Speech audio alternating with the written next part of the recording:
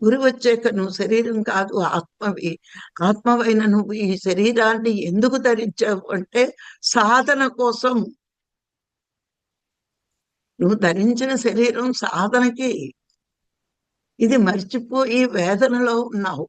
నీ వేదన పోవాలంటే మళ్ళా సాధనలోకే రావాలి. నీకు శాశ్వతానందం కావాలి అంటే సాధన ఉండాలి అని గురువెచ్చి గుర్తు చేసినా మనము ఆ విషయంలో శ్రద్ధ పట్టకపోతే, అందుకే గీతలో కృష్ణ భగవానుడు చెప్తాడు, శ్రద్ధవాన్ లభతే జ్ఞానం.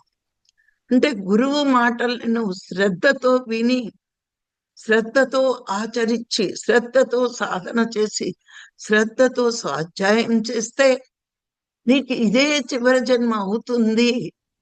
ఎందరో మహానుభావులు ఆ జన్మనే చివరి జన్మ చేసుకుని మరి మనకి రుజువు చూపించారు.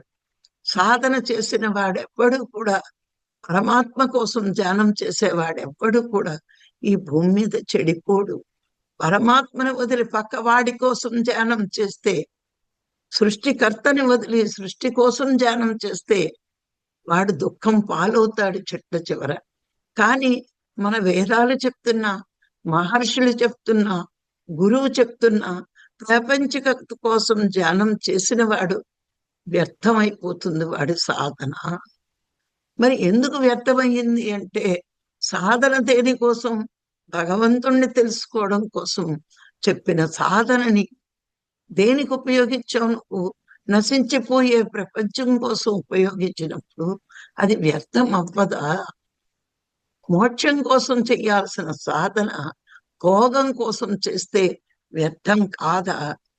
యోగం ఎప్పుడు భోగం కోసం కాదు, మోక్షం కోసం అని ప్రతి సాధకుడికి అర్థమైన రోజున ఆ గురువుని, భగవంతుణ్ణి నువ్వు అర్థం చేసుకోగలుగుతావు.